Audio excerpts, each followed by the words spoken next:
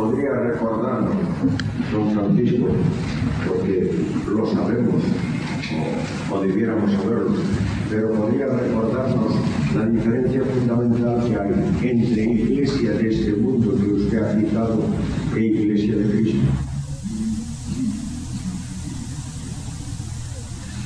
¿Quiere decirme iglesia mundanizada? No sé, usted dijo que no la iglesia de este mundo, sino que... Cuando he dicho la iglesia de este mundo, he querido decir cosa de territorial, no espiritual, ¿eh? Quiero decir la iglesia que peregrina. Quizá esto hubiera sido el mejor calificativo. La iglesia peregrina, es decir, la iglesia mientras va por este mundo. En contraposición a, ya se acabó la escatología y viene Jesucristo a recoger a su iglesia. Esto es lo que he querido decir, ¿eh? La iglesia en este estadio peregrinante hasta que llega al momento en que Jesucristo viene a presentársela a sí mismo, que es la escatología. Donde yo ponía el énfasis es para que no se piense que eso de sin mancha ni arruga puede ser ya. Habrá manchas y arrugas, pero no habrá manchas y arrugas cuando el Señor se la presente así, hermosísima ya, de boda. Es el mejor modo de decirlo, vestida de boda. Ahora, respecto de lo de mundano, me ha dado me ha recordado una idea, una de esas asociaciones tan fatalmente unidas a mí que me hacen alargar el tiempo. Como alguien ha dicho, la Iglesia ha sido llamada a entrar en el mundo, pero qué malo es que el mundo entre en la Iglesia. El mundo se entiende ahí de dos maneras, claro, ¿verdad? La Iglesia en el mundo como territorio donde está la humanidad perdida y en la cual tiene que hacer su labor para atraer gente para Cristo. Pero cuando lo mundano entra en la Iglesia, esa es la corrupción. Es el agua que se mete dentro del barco y llega un momento en que hay que decir: Señor, sálvanos que perecemos, que nos vamos a hundir, ayúdanos. Y cuando pensábamos en la iglesia de la Odisea el otro día, ¿cómo estaba aquella iglesia hundiéndose? No podía ir completamente al fondo porque al menos había gente convertida dentro. Pero qué malo es que lo mundano, y claro, no hay por qué decir, todos ustedes lo saben, y sería muy malo tirarle una piedra al vecino si no se hace examen de conciencia, ¿verdad? Primero, ¿tengo yo algo mundano? En mi casa, en mi modo de pensar, en mi familia, modo de comportarme, padres, hijos, esposa, tal, ¿tengo algo? El que no tenga nada, que diga, aquí estoy yo, pero tendrá que hacer como los del capítulo 8 del Evangelio de Juan, ir saliendo sin tirar piedra. Sobre algo de ayer también, soy el brazo, como digo. Nos dice, el apóstol Pablo dice, sentad, nos hizo sentar. Y en el capítulo 2, sí, nos dice, nos hizo sentar. Sí. Y luego en el 3, andar. Sí. Ayer nos dijo de la escalera del centro. Sí.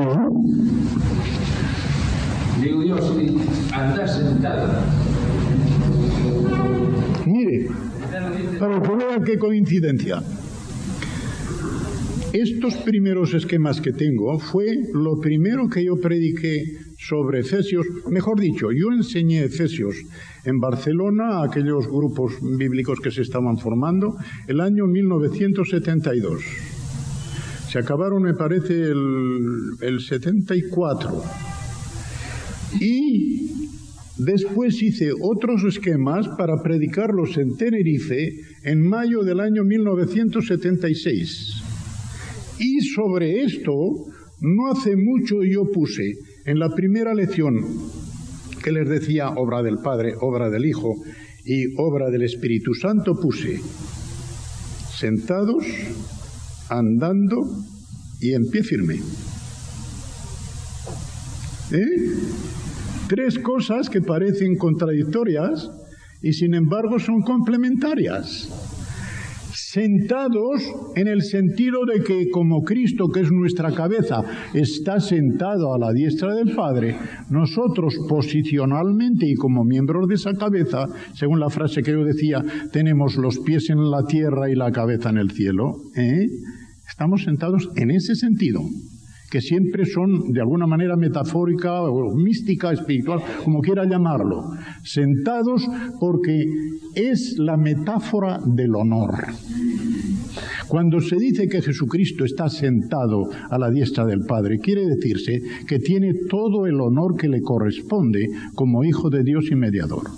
Pero también se dice que está de pie porque dice que está intercediendo, siempre vivo para interceder, y el intercesor solo podía estar de pie. Un sacerdote en el templo no solamente estaba de pie, sino con los brazos extendidos. Por una parte, hacia arriba porque era un ruego, y por otra, como yo solía decir gráficamente, manos arriba, estoy desarmado. Manos arriba. Y hacia el cielo, pero de pie. De pie firmes porque tenemos que luchar. Por eso dice firmes y de pie y resistiendo en el capítulo 6 con toda la armadura. Y luego andando. O sea, son tres conceptos complementarios que en el aspecto físico son incompatibles. Una persona no puede a la vez estar sentada y de pie, pero espiritualmente puede estar de las tres maneras según los tres conceptos en que quiera tomarse. ¿Está bien?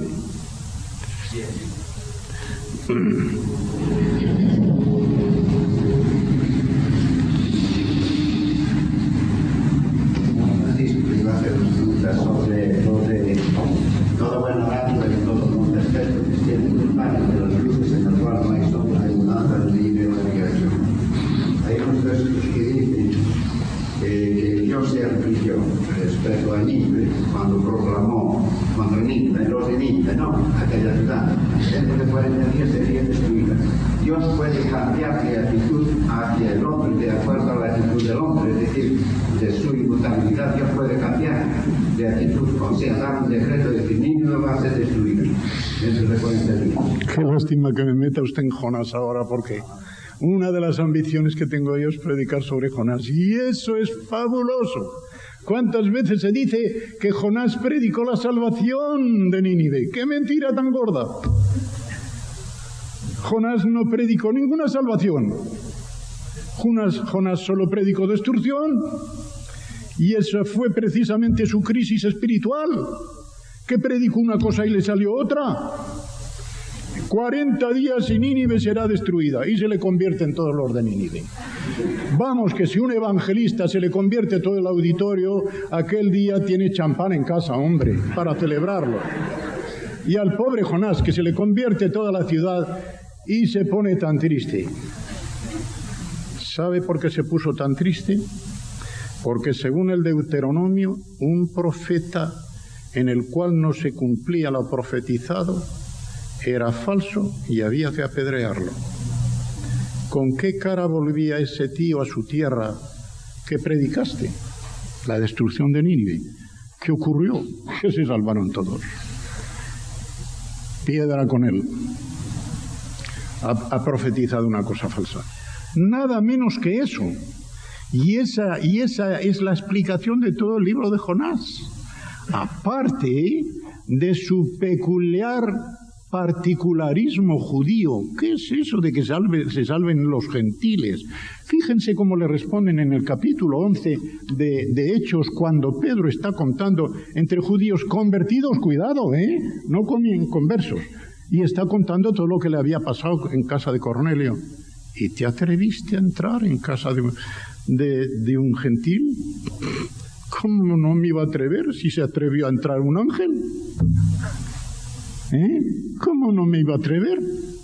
Yo también estaba resistiendo aquello, pero el Dios que me mandó a entrar sabía lo que hacía. Y la última frase a mí me da como admiración. De modo que también a los gentiles ha dado Dios arrepentimiento para salvación. No solamente hay alegría, que la había en esa frase, pero yo encuentro mucho asombro. De modo que también a ellos. Esto es lo que le pasaba a Jonás.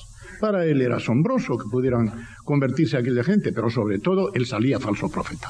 Esas dos, y he dicho bastante del libro de Jonás.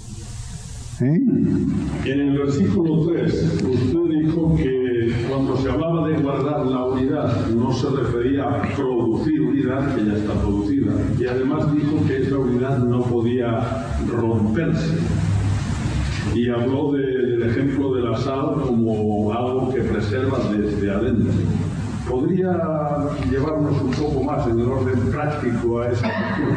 Porque dado que ha producido tantas interpretaciones indebidas, como usted mismo mencionó, la cuestión ecuménica y etcétera, ¿nos podría dar alguna idea práctica acerca de ese asunto? Porque es un ruego, no es algo que hay que hacer.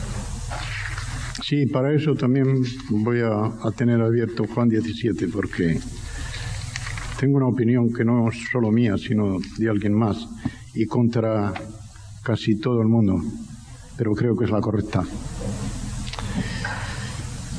Lo que puede hacerse en favor y en contra de la unidad dentro de la Iglesia, como digo, nunca es para hacer la unidad, ni podrá romperla, porque entonces se rompería la salvación. Se rompería la salvación. Pero ahí, en esa fase hay una cantidad de matices tremendo de lo que se puede hacer en bien y en mal de la unidad de la Iglesia. Puede haber chismes, envidias, celos, todas esas cositas que al principio parecen cosas tan poco importantes y hasta se les da la capa de la gloria de Dios y es para el bien de la Iglesia, que usted tal, que tú tal, que cual. Y si uno se examinara en su perverso corazón, vería que no era para la gloria de Dios, sino para su gloria, como un poquito superior al hermano al que le está diciendo. Todas esas cositas son las que enturbian y deterioran la unidad de la Iglesia. ¿Cuáles son las que preservan, guardan y favorecen la unidad de la Iglesia? Aquellas en que a un hermano que está descendiendo espiritualmente se le dice: ánimo hermano, arriba, Dios le ayuda, el Espíritu Santo está dentro de usted, obedézcale, aquello de no quebrar la caña rajada ni apagar el pábilo que mea. Esto es muy importante. Cositas de estas, en este sentido, podría pensar muchas otras y hasta donde nos alargaríamos, son las que van para llevar la Iglesia hacia arriba. Y los chismes y las envidietas y los celos y tal, no quiero decir que sea solo las mujeres, pero particularmente no por ser mujer, no por ser miembros de Iglesia, sino por temperamento.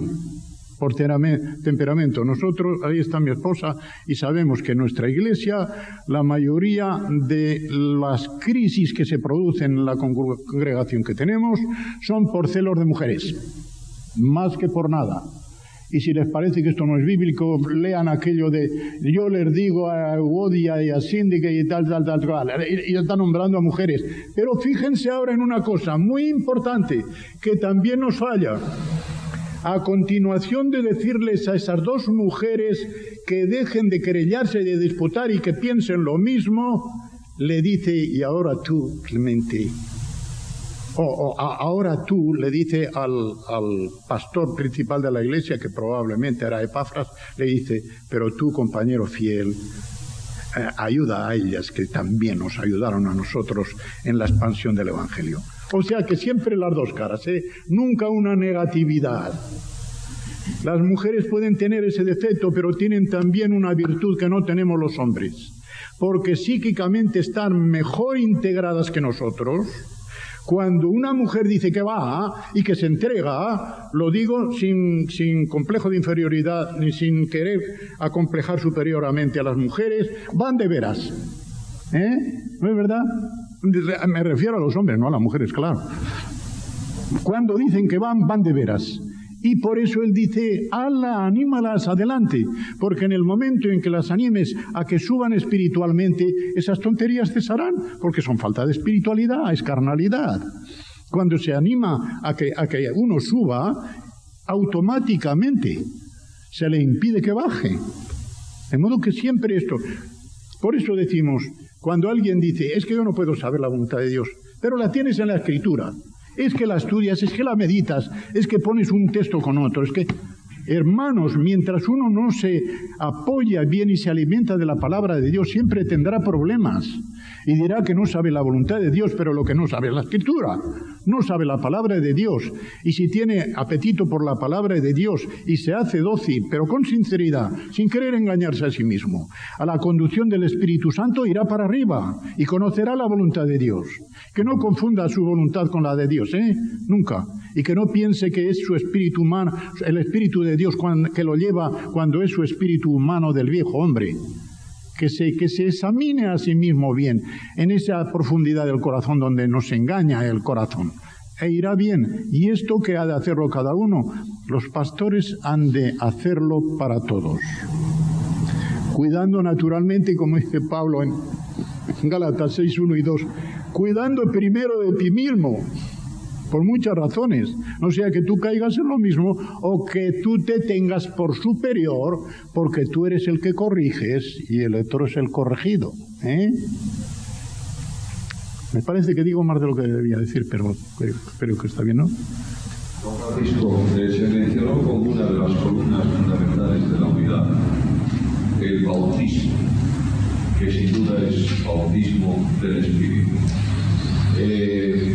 1 Corintios 12:13 menciona el oficio bautizador del Espíritu Santo en la actual dispensación, oficio que no hubo nunca en dispensaciones anteriores al producir un cuerpo que antes no había.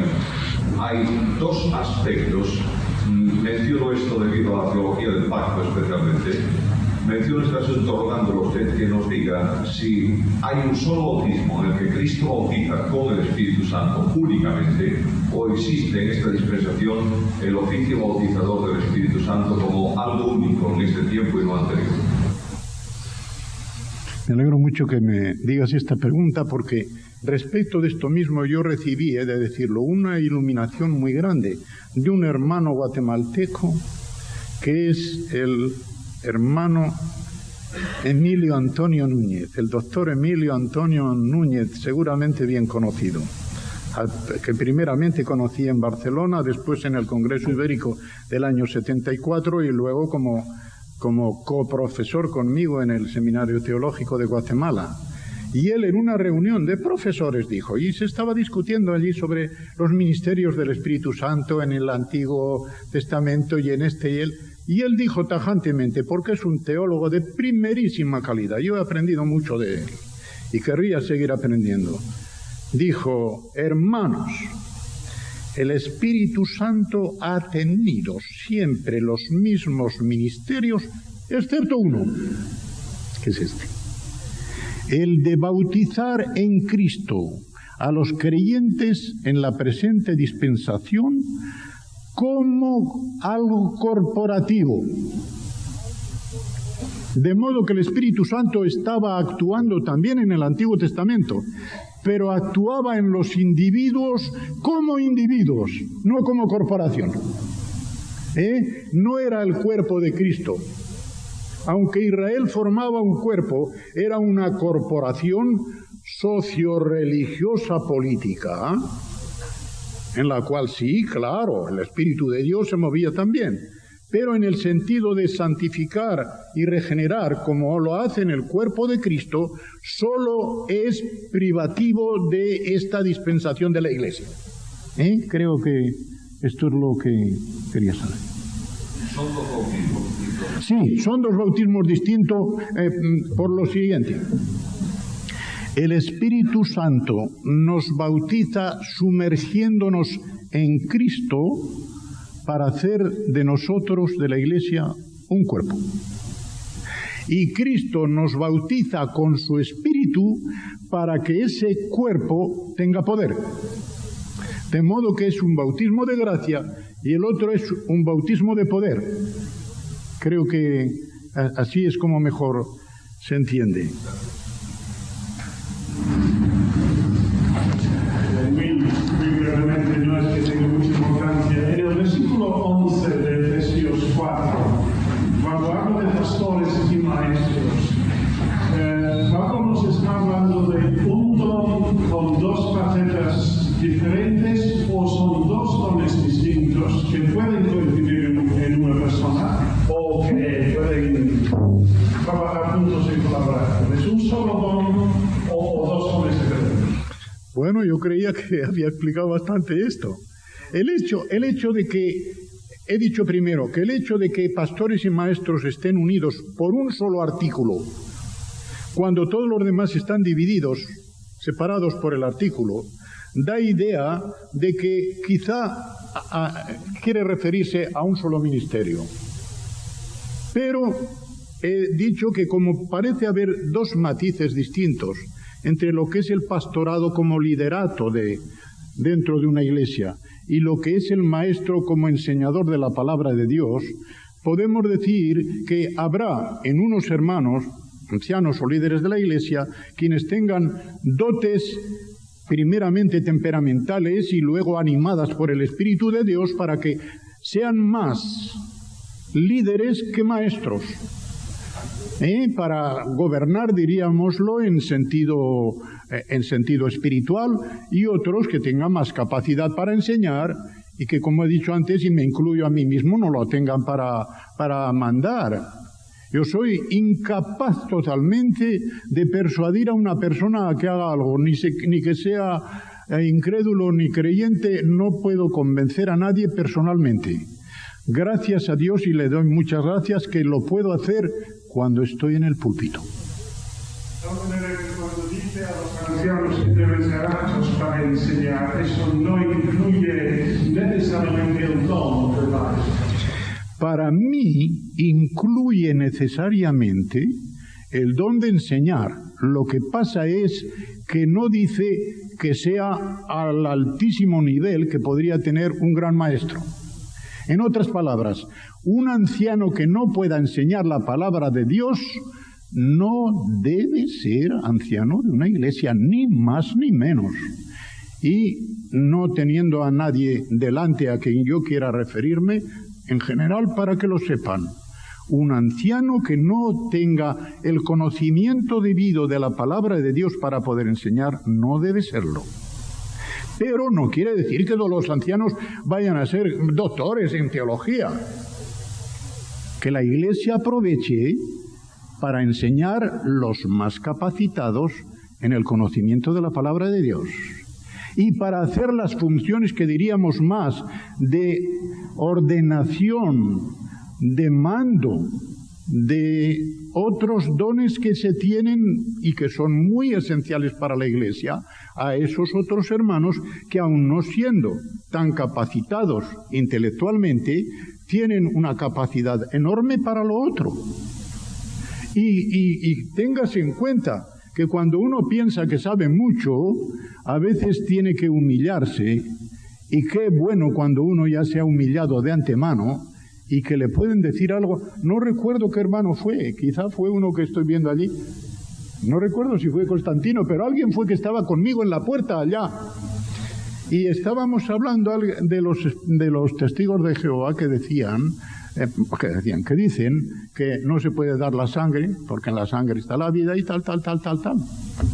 Y yo estaba dándole vueltas a la Biblia con todos los versículos que sabía y tal, y no dice Juan que hay que dar la vida por el hermano, pues se podrá dar la sangre.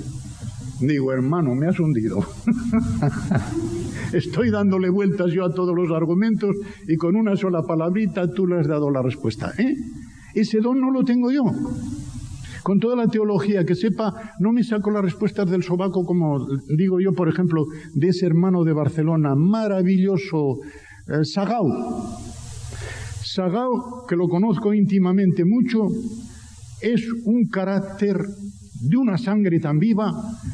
Ese individuo al que se le ponga por delante se lo lleva enseguida, pero no se da usted cuenta que tal, lo abruma, lo deja al otro tan atontado, pero no solamente atontado, persuadido.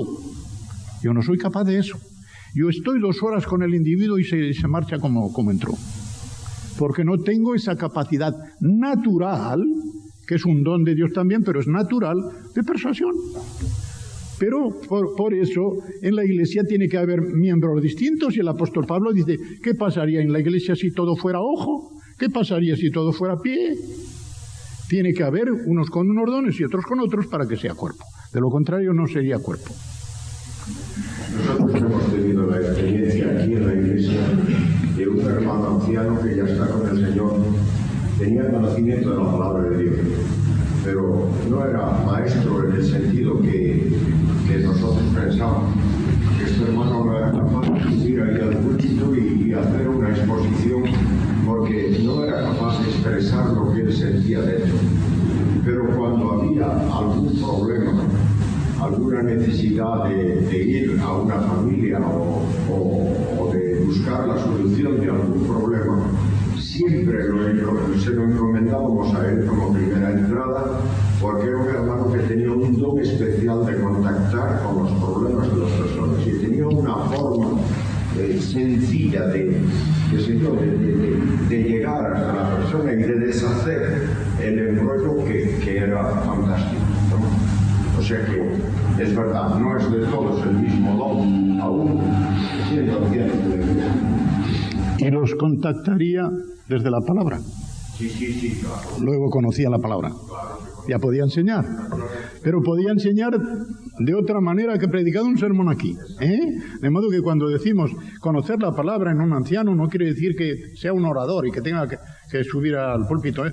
Puede desarrollar lo que él conoce de la palabra, porque como todos ustedes saben o lo deben saber, el conocimiento de la palabra de Dios, antes que ser un conocimiento intelectual, tiene que ser un conocimiento experimental dentro de uno mismo. Y todo lo que no se conoce experimentalmente no tiene el fuego suficiente para salir fuera, por mucho que se sepa. Yo no puedo acusar a nadie porque tendría que acusarme a mí mismo, pero yo digo muchas veces, si experimentalmente yo supiera de la palabra de Dios solo la milésima parte de lo que conozco intelectualmente de ella, sería un gran santo, no en el sentido que dice la Iglesia Católica, pero sería un creyente muy fervoroso. Y no lo soy porque no tengo mi conocimiento experimental al nivel de mi conocimiento intelectual, lo cual para mí es una responsabilidad tremenda. Un ministro del Señor no tiene por qué decir, hermanos, les exhorto desde la palabra de Dios. Me da mucha vergüenza de que no les puedo dar tanta exhortación desde mi propia persona, pero quiero que el Señor, por medio de su Espíritu, me ayude a crecer en mí para que también mi ejemplo pueda dar influencia a ustedes. Lo digo por una razón, solamente esto, que creo que es muy importante. Hay quienes piensan, ¿para qué sube al púlpito si tendría que acusarle a él? Yo muchas veces digo, sí, la responsabilidad es del ministro, pero tengan todos en cuenta que Dios no puso ángeles para predicar el Evangelio ni para conducir a las iglesias, puso hombres. Y los hombres necesariamente tenemos defectos. Necesariamente tenemos defectos. La responsabilidad es de la persona, pero que nadie ponga el índice. Nadie ponga el índice en el ministro o en el pastor, porque es muy facilito echarle la culpa, o a otros y sobre todo al que está arriba. Volviendo al pensamiento anterior, ¿usted podría explicar eso, la condición de trazar bien la palabra de Dios, que corresponde, digamos, a un anciano? Esa expresión trazada.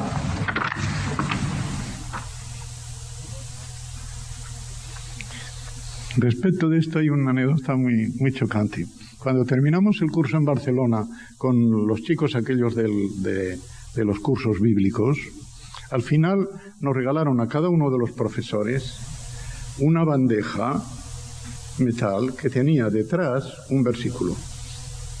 Pero al final de la función, el versículo que había tomado yo, porque me encargaron el mensaje para predicarles, era ese.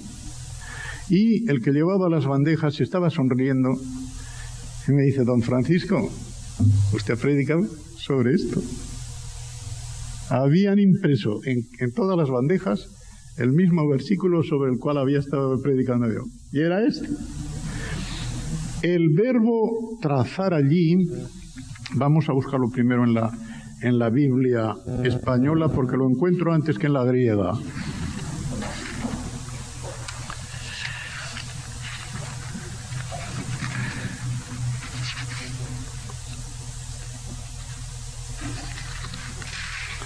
¿Es segunda de Timoteo o 2:15?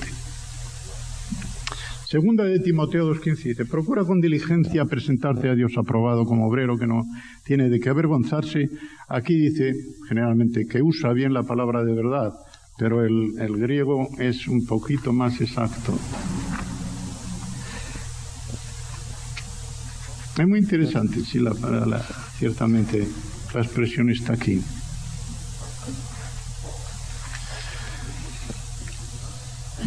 El verbo que hay aquí, a mí ya se me había olvidado porque no me sé de memoria todo, no, menos la Biblia griega.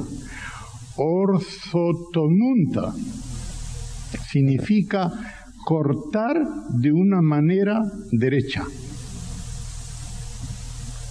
Hay que cortar de una manera derecha la palabra de la verdad, dice. Cortando está en participio de presente para decir eso tiene que continuar de una vez para todas, cortando bien la palabra de verdad. Les voy a poner un ejemplo con el cual creo que podrán entender esto. Cuando una persona hace, por ejemplo, una tesis doctoral, eso ya es de ley hoy día, tiene que tener un buen fichero. Y en el fichero va poniendo fichas y las va distribuyendo por orden alfabético y por orden de materias. Y viene, lo estoy tratando, llevará tal título. Y además, dentro de ese título, llevará tales subtítulos. Y organiza su tesis doctoral por medio de fichas. Y va sabiendo bien en qué ficha se encuentra cada uno de los puntos que está tratando. De forma que cuando le dicen, oye, ¿y sobre este punto qué? Ahora te lo digo, voy al fichero, está la ficha. Y yo creo que esto es lo que quiere decir. Cortando bien la palabra de verdad quiere decir que el ministro del Evangelio tiene que conocer bien el texto dentro de su contexto y que cuando se le pida una explicación diga, aquí está, saco la ficha, aquí tiene usted lo que dice la... Está muy bien porque texto significa tejido. Contexto, tejido juntamente. Pretexto, tejido de antemano. O sea que pretexto y prejuicio son lo mismo. Lleva uno un prejuicio y lo lleva la palabra de Dios. Y hay que entenderlo así, pero eso lo dice usted porque tiene ese prejuicio. No, hay que entender el tejido dentro de toda su tela, dentro de todo el tejido, como se entiende, por ejemplo, lo que es Jesucristo a lo largo de todo lo que dice la Biblia de Él. Y no se puede separar. Es así, ¿verdad? De modo que recuerden este verbo, cortando derechamente, sin desviación.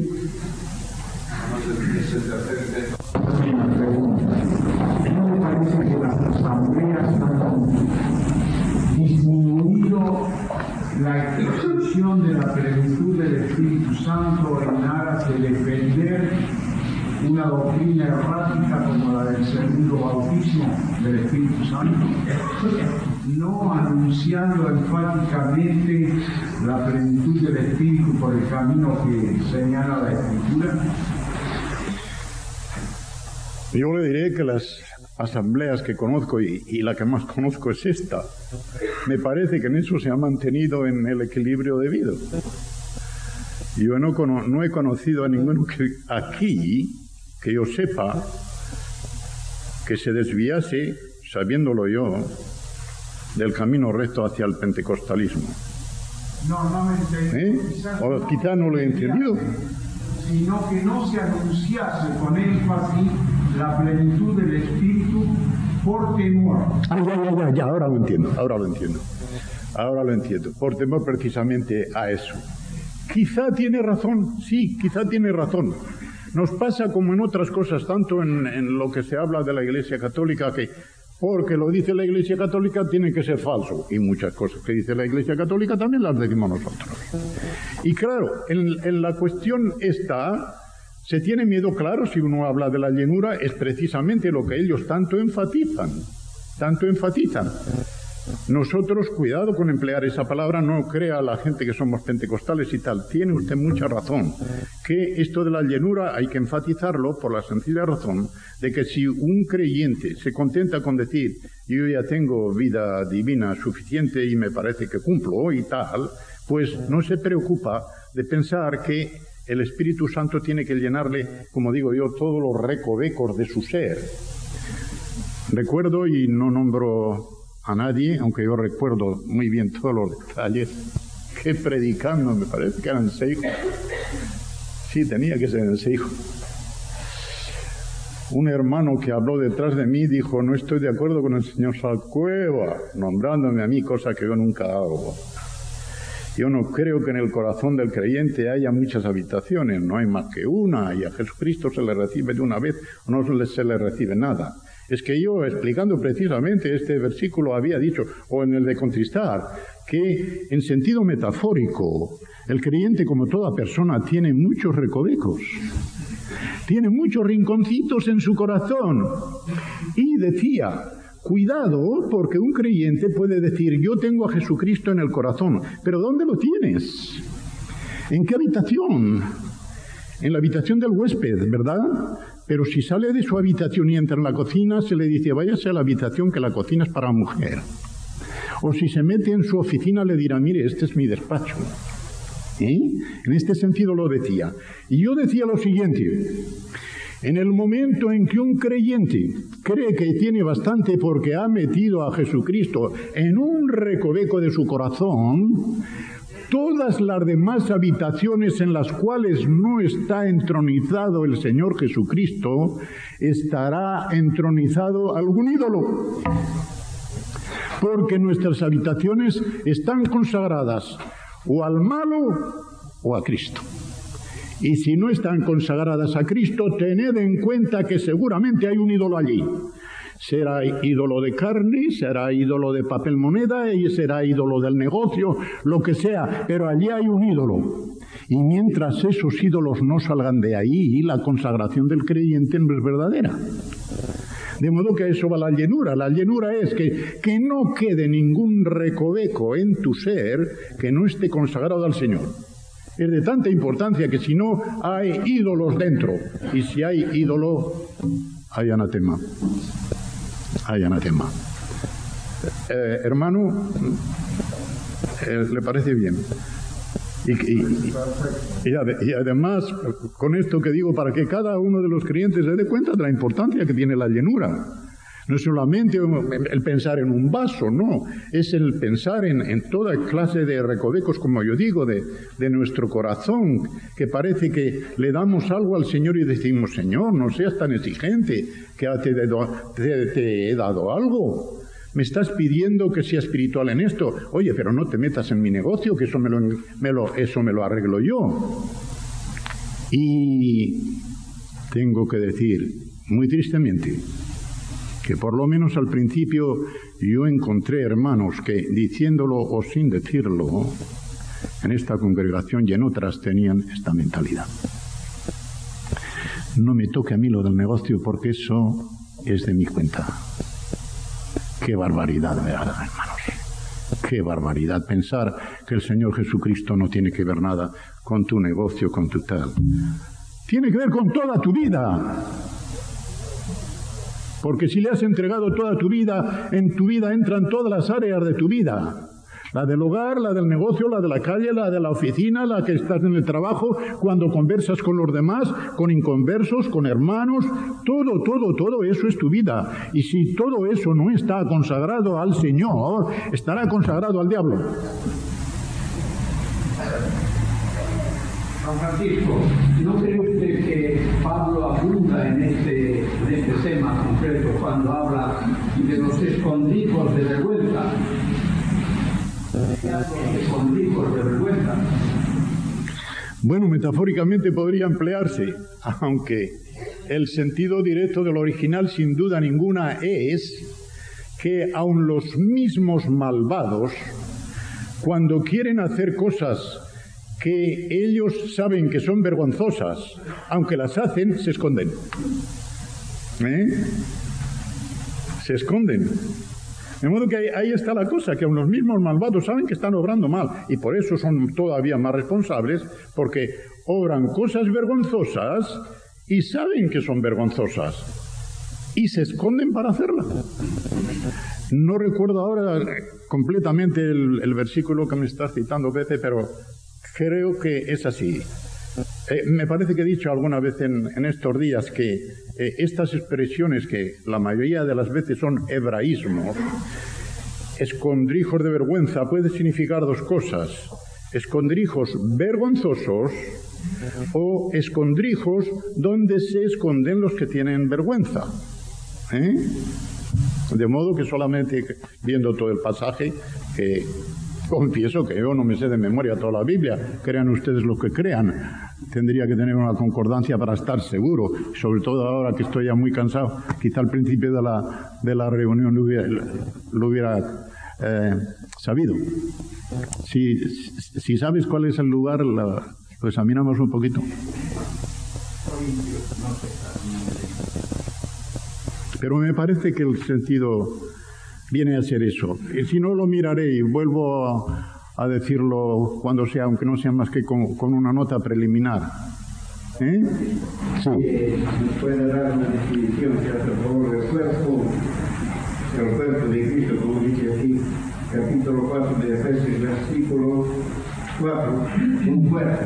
Esta palabra sí es correcta, a veces se llama el cuerpo místico de Cristo, si es de metáfora, o se puede decir el cuerpo de Cristo es literal, o es una metáfora, que hay hermanos que lo emplean de el cuerpo místico de Cristo. ¿Se puede definir esta palabra? Sí, la voy a definir. Sí, la voy a definir por una sencilla razón, y es que el adjetivo místico ha adquirido, sobre todo en nuestros medios, una tonalidad especial católico-romana. Para los católicos romanos, los místicos son aquellos que tienen una vida especial de iluminaciones, de revelaciones divinas particulares. San Juan de la Cruz, Santa Teresa, todas esas visiones que tratan y decimos, es que esos eran místicos. La palabra místico, que es naturalmente griega, de misterio, mío, corto, miocardio, estrecho, y significa algo que es solamente escondido y al cual llegan solo algunos.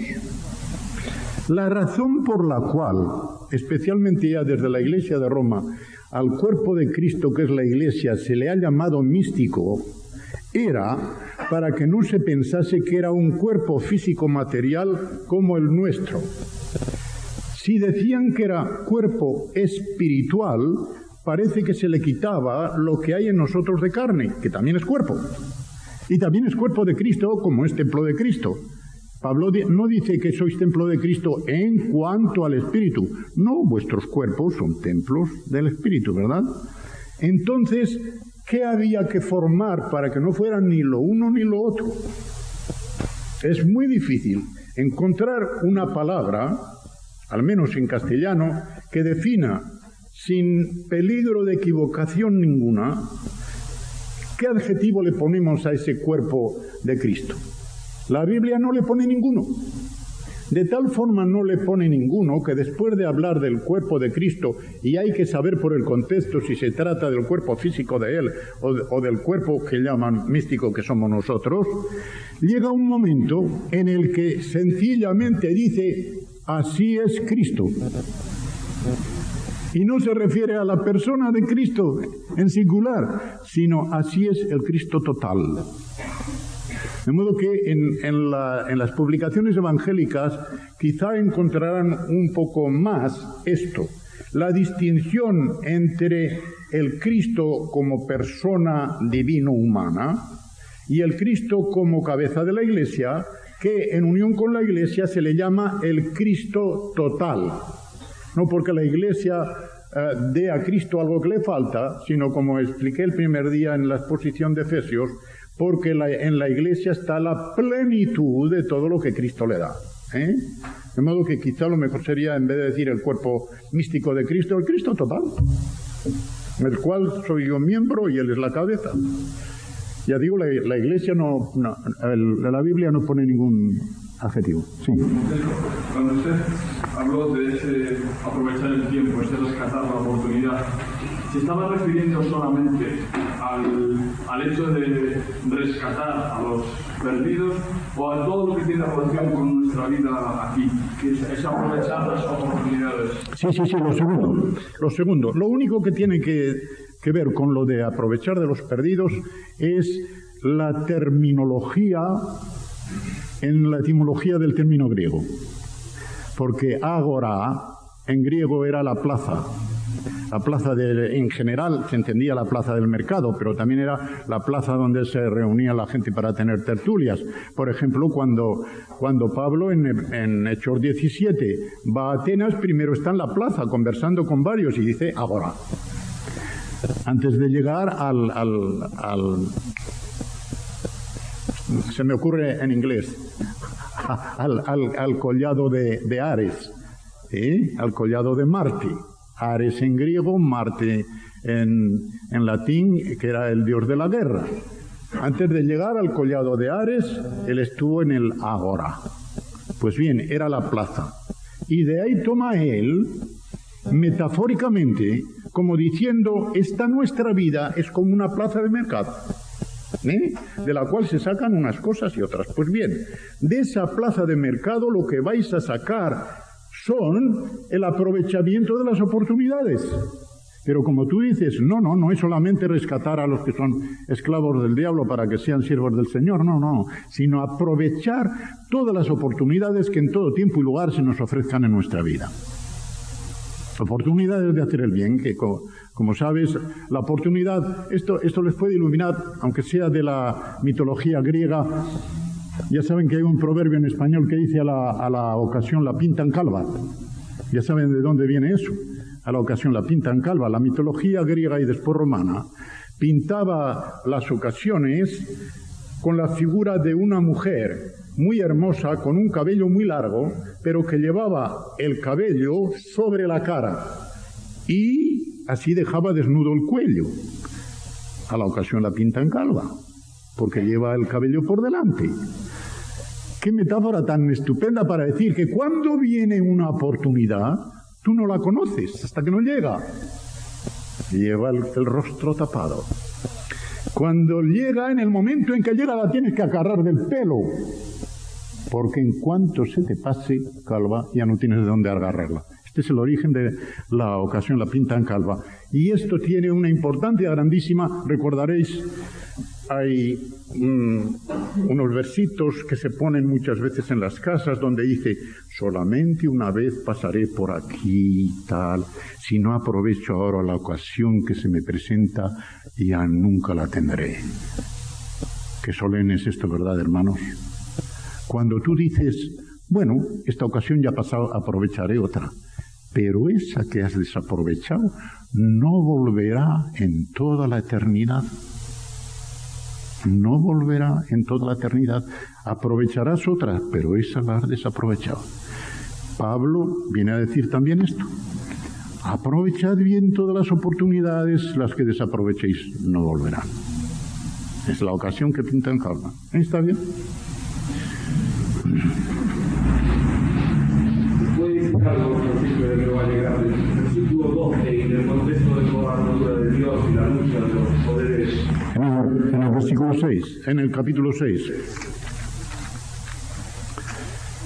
¿Qué quieres que diga? Explicar un poco qué significa esa lucha o cómo nos afecta en nuestra vida. La lucha esta, como saben, no hace falta leer el capítulo, es una lucha que, como dice Pablo, no es contra carne y sangre. Es decir, no es contra hombres. No es contra hombres como nosotros. es contra potestades espirituales en los lugares celestiales. Creo que ya dije otro día que los judíos dividían el cielo en tres esferas: la esfera atmosférica, la estelar y el cielo empíreo. Y en la atmósfera él sitúa las potestades de maldad. Allí está Satanás con todos sus agentes supervisando el terreno de su jurisdicción y enviándolos: vete allá, desde allí. Contra esos lucha el creyente. Pero en 4 versículos repite un verbo que significa resistir. Nunca dice avanzar. ¿Por qué? El que avanza es para conquistar, y la conquista ya está hecha. La hizo Cristo en la cruz. De modo que el creyente ya sabe que pisa siempre terreno de victoria. Está en la plataforma donde ya es vencedor, y vencedor más que vencedor, para siempre. Pero esta victoria que se ha obtenido tendrá luego batallitas o batallas grandes diarias en las cuales el creyente no va a salir de la plataforma de victoria, pero puede caer al suelo dentro de esa plataforma. Y ahí viene el estad firmes, estad firmes, estad firmes, y por 4ª vez un compuesto del verbo estad firmes que significa resistir, antistenai.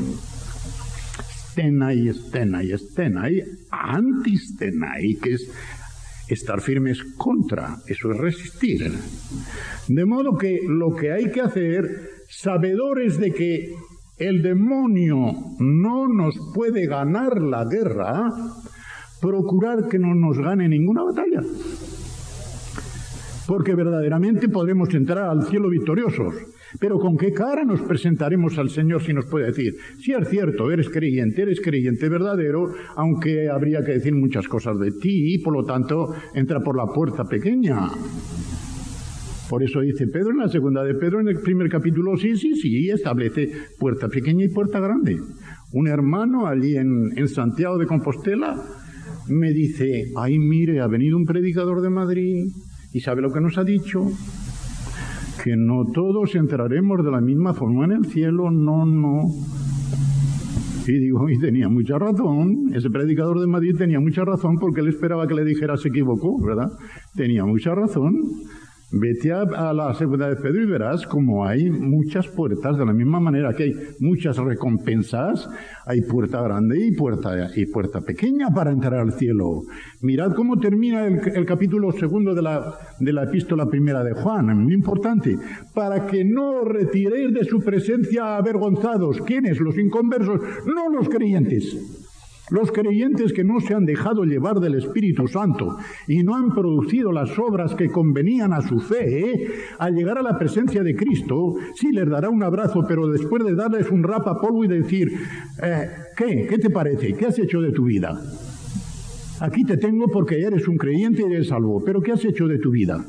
Y no tendrá que decírselo el Señor, sino que en aquel momento de iluminación el mismo creyente será consciente de lo mal que se ha portado, y lo que dice Juan, se apartará unos metros de él avergonzado, porque no se atreverá a ponerse cara a cara con el Señor. Así, ni más ni menos, hermanos, tenedlo en cuenta esto, que hay muchos que piensan: vamos al cielo, pues ya está. Hay muchos modos de ir al cielo. Y claro, lo que pasa es que ahora, desde este plano de nuestra vida, no comprendemos lo que significan los grados de las recompensas, ni lo que será el cielo. Pero yo suelo decir, la recompensa allí no serán regalitos que nos va entregando, chocolatitos y tal, no. La recompensa mayor será un grado mayor o menor de comunión con Él por toda la eternidad, que corresponda al entrenamiento de la comunión que hemos tenido aquí. Hermanos, nuestra vida cristiana en esta vida es un noviciado. Vamos formando nuestro carácter cristiano para lo que será por toda la eternidad. Si somos un cristiano de tal nivel, también lo seremos, aunque perfeccionados, no tendremos el mismo nivel. ¿Cómo piensan ustedes que vamos a tener el mismo nivel que el apóstol Pablo?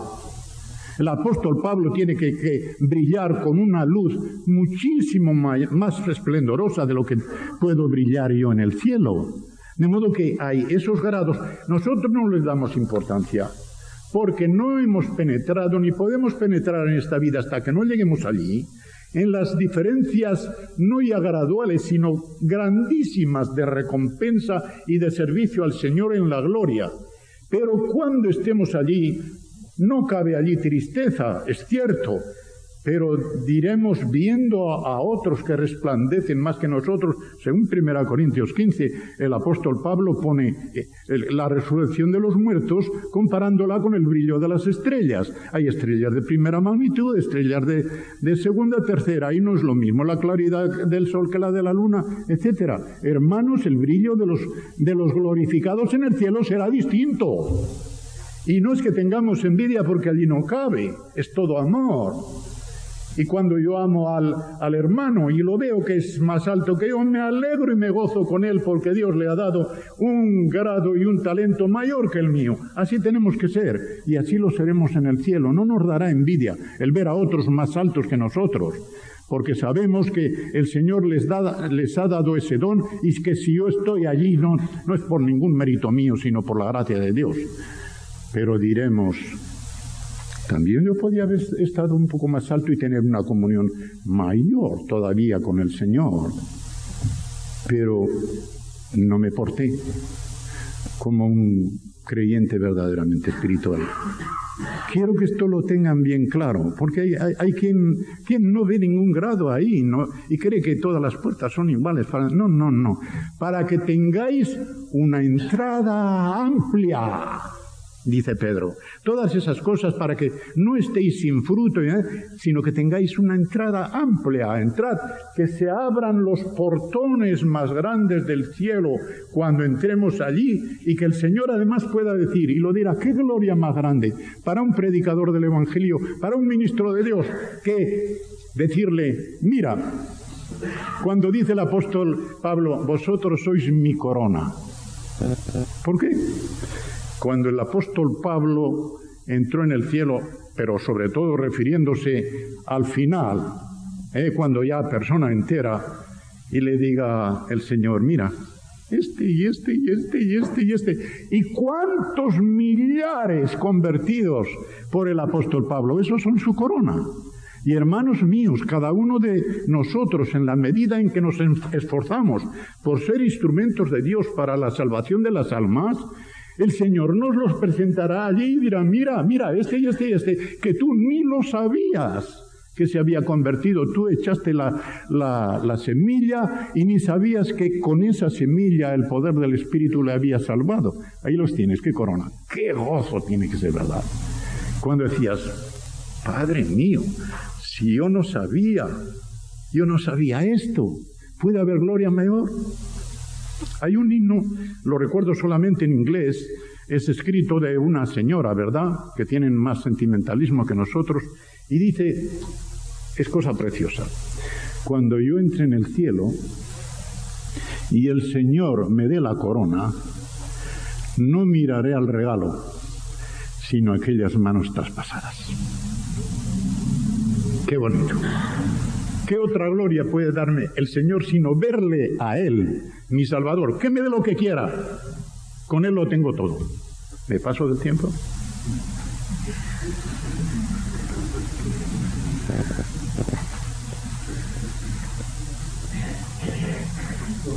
Quería hacer una pregunta. En Efesios 4, 28, ahí habla de compartir. Dice, parece que dijera que el fin del trabajo es compartir. O sea, el rendimiento del trabajo, Efesios 4, 28, el rendimiento que consigue el creyente con su trabajo es con el fin de compartir con lo que parece necesidad. Yo quisiera que nos ampliara un poco esta idea de la administración, de la economía en la familia, a nivel familiar y a nivel comunitario. ¿Hasta qué punto hay responsabilidad comunitaria o responsabilidad individual? ¿Dónde se pierde una y empieza la otra? Muchas veces En el original, aunque aparezca una partícula, una conjunción final, a veces es consecutiva. Lo explicaré dando una cosa es decir para que tenga y otra cosa es decir de forma que tenga. Pero no, aquí es final, sí. Y lo más sencillo para entender este versículo es que el ideal de la comunidad cristiana es que sea una comunidad de bienes. Una comunidad de bienes. La comunidad de Cristo es tanto más comunidad de Cristo cuando se comparten no solo las cosas espirituales, sino también el bolsillo, hermanos.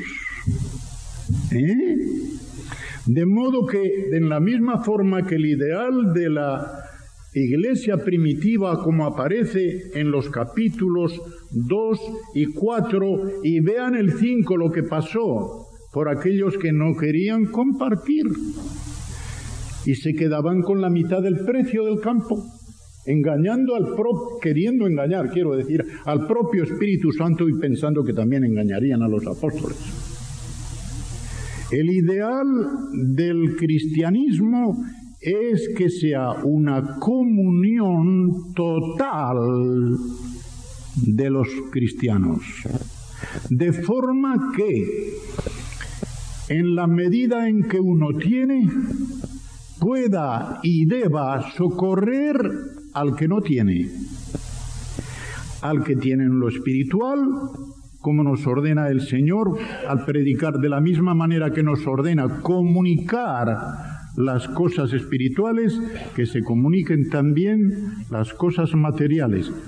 No hay más que leer el capítulo 2 de Hechos, ya inmediatamente después de los que se bautizaron y fueron añadidas a la iglesia como unas 3.000 personas, que vemos.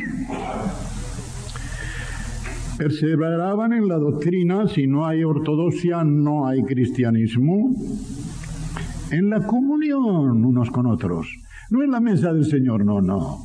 La comunión unos con otros quiere decir coparticipar todos de todo lo que tienen los demás. Y luego viene el partimiento del pan, con lo que se demuestra que no ha hablado antes de lo que llaman comunión.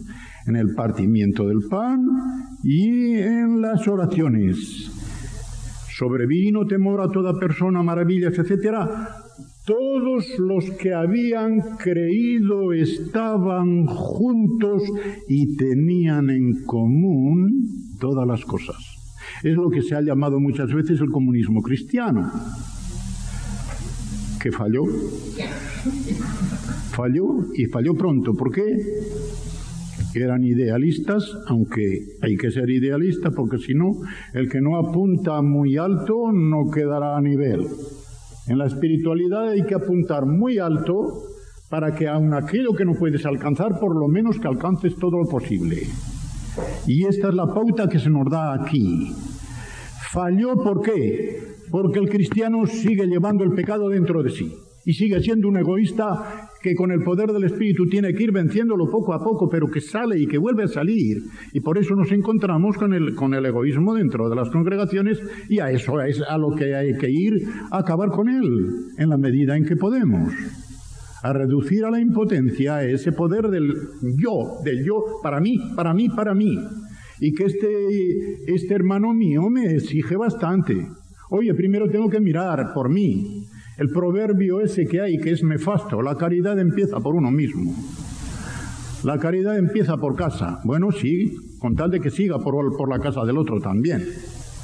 Si no estamos diciendo como Caín, ¿acaso yo soy guarda de mi hermano? Si eso fue malo en Caín, en el orden natural, ¿cómo lo puede decir un creyente? ¿Cómo puede decir un creyente yo no tengo que ver nada con mi hermano? Que si tienes que ver, es miembro de tu cuerpo. Vamos a ver si se te clava una espina en el pie, va a decir la mano y van a decir